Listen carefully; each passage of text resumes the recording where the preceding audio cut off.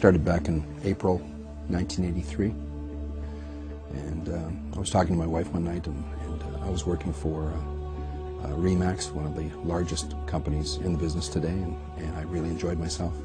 Wore their sweater proud, and I made the remark to her, and I have no idea why I made the remark. I said, you know, the only way you could ever outflank this company is if you had a company whereby you could make more than 100% and not pay any desk fees. And 100% is 100%. How could you make more than that? Laterally, you couldn't get there.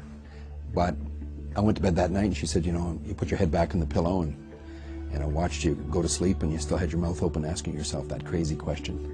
And at 3:17 in the morning, I jumped out of bed, ran out to the dining room. I had the answer. Wrote it down on a piece of paper, and at that point I realized I had the solution, the ultimate solution for a lot of the problems in this business. Literally, with this idea, I could revolutionize the entire business. For 6 weeks, I was 5 feet off the ground. And then it dawned on me that I'd have to keep it a secret. And I ultimately had to keep it a secret for 13 years before I could introduce it into the marketplace. When I got out of school, I literally had no conception of what I would do for the rest of my life.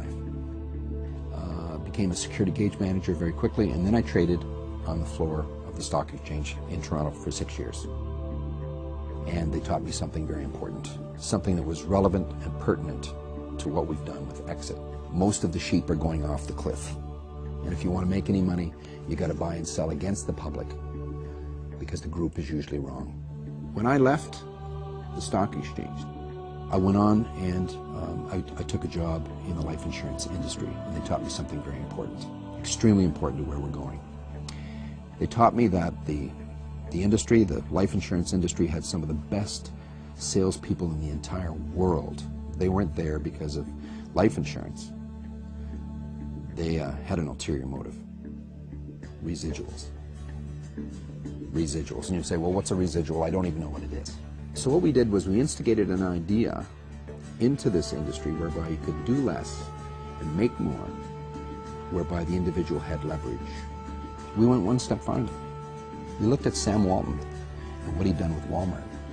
And Sam's idea was that if you could, you know, take the share structure of the company and divvy it up amongst his people in a certain way, he knew they would all get a piece of the action. As a result of people getting a piece of the action, he knew they'd put their hearts, minds, and souls into their jobs. They wouldn't just be an incidental bump on the log employee. And as a result of that, he built the biggest retailer in the entire world, bar none. Could I take that idea of residuals from the outside world and bring it into our inside world, whereby everybody in the entire corporation can get a piece of the action, and we can create a future for real estate agents that's never been here before, and we can create profitability potential for brokers that's never, ever ultimately been available in the real estate industry ever before? And the answer was yes.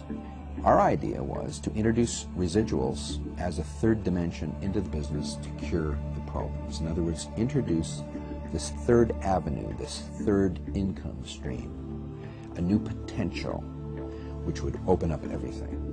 The real estate agent is the ultimate asset of the corporation. They are the driving engine of the business. They generate all the frontline money that pays all the bills, that creates all the future profit. When we looked at that through the eyes of the competitors, we found that that was not their perspective at all. As we started to go at this with that perspective, we built in residuals around that factor. The third dimension of real estate was going to be based on the building and stabilizing the organization through acquiring more agents, through offering a brand new opportunity. So I studied the profitability box of a brokerage very closely, and I found that you could stretch it to 10%. No higher. There was a threshold of paying right at 10. In other words, I could pay one person 10% off the top to manage that particular office, or I could pay it out residually. But for the most part, what real estate agents really do is they get autographs for a living. And If they get people to sign on the dotted line, you're that much closer to a paycheck. You could literally be the nicest person in the real estate business and starve to death if you can't get autographs. But if they could get the autograph of a real estate agent, I will pay them residually on the exit formula for the rest of that agent's career, as long as that person remains with exit any place that we exist on the continent.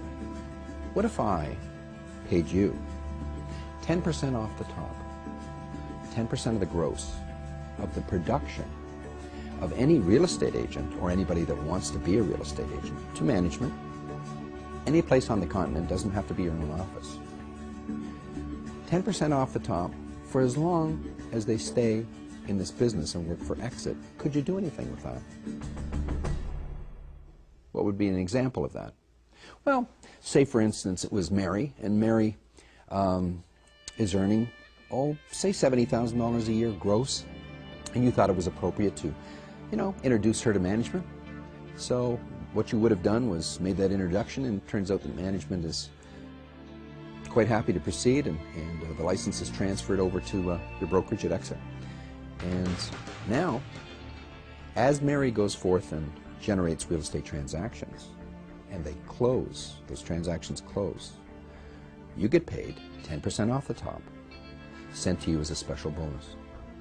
And you say, oh, where do I get that money, that 10% bonus? Do I get it from her, Mary? No, that's against the law.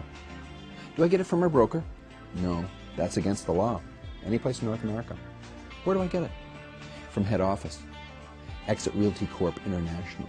As long as head office pays you the bonus, it's legal.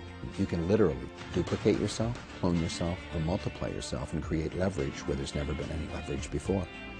Now you've got your production, and as your transactions close, now as Mary's transactions close, in between the gaps, because you don't know when the closings are going to be, you've got little bonuses arriving. You can have as many people like Mary as you want right across the entire continent. If you were to pass down wisdom to her, and show her how to hold an open house better, how to present an offer better, how to take a listing a little bit better, as her 20 becomes 30, 40, 50, 60, $70,000, your 10% looks better, doesn't it? So you've got a vested interest in her growth. Really, real estate as an industry is a woman's business. Men just happen to be in it. Who relates better to the ownership of property than a woman? And now we've got an empathy-oriented company as opposed to an ego-driven company. Well, say for instance, since it does work, you went out and got two more just the same. You've got two more people earning approximately $60,000 a year. Okay, you've got three of them. 60,000, like I said, 10% of that is 6,000 times 3 now is $18,000 a year as a result of just getting 3 signatures. $18,000 a year coming in through tapping into the energies of other people. It's not you running around in the rain any longer, it's them. And those bonuses are arriving as their transactions close. Would that perhaps help pay for one of your children going through university?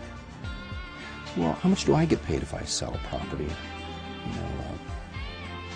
Participate from the selling standpoint in this business. We pay day one, $1, 70/30 on the first $100,000 of gross earned, 90/10 to balance annually.